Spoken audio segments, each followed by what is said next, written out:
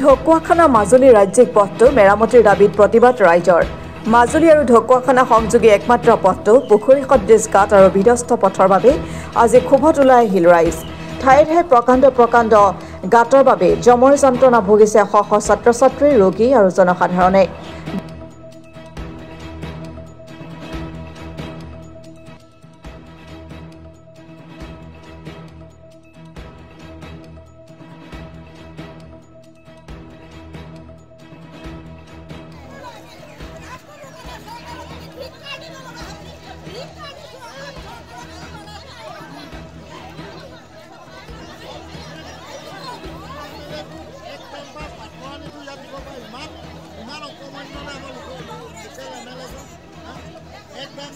দৈনিক শ শ যান বাহন যাতায়াত কৰা এই পথটোত দুৰ্ঘটনা হোৱা ঘটনা এতিয়া নিত্য নৈমিত্তিক হৈ পৰিছে।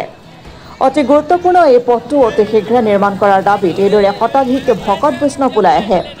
অতি শীঘ্ৰে পথ নিৰ্মাণ নকৰিলে অনিৰ্দিষ্ট কাললৈ পথ বন্ধৰ হুংকাৰ প্ৰদান কৰিছে। কত মানুহ বচাবলগীয়া হৈছে, গতিকে তাকে চাই আমাক কিবা এটা সুৰক্ষিত কৰি দিব বুলি আমি চৰকাৰক দাবী মানিছোঁ আৰু ইয়াই আমাক আশা ৰাখিছোঁ। এইটো ৰাজ্যিক ঘাইপথ নেকি? হয়, ৰাজ্যিক ঘাইপথ।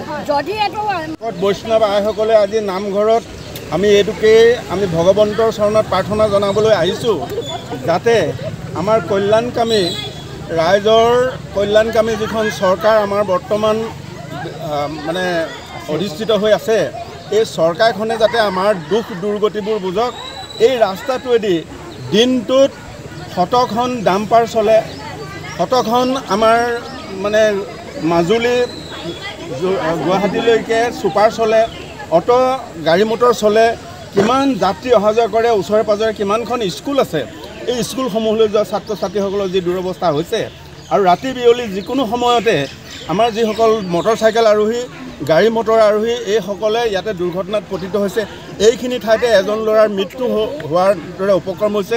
সিদিনাখনি এগৰাকী মানে অসুস্থ মহিলাক মটৰ চাইকেলে কঢ়িয়াই আনোতে এইখিনিতে শিলত পৰি তেওঁ আৰু বেছি অৱস্থা কাঢ়ি লৈছে।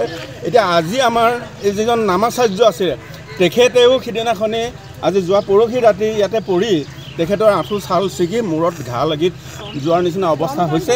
গতিকে এনেকুৱা ধৰণৰ অৱস্থাপ্ৰাপ্ত এই ৰাস্তাটো,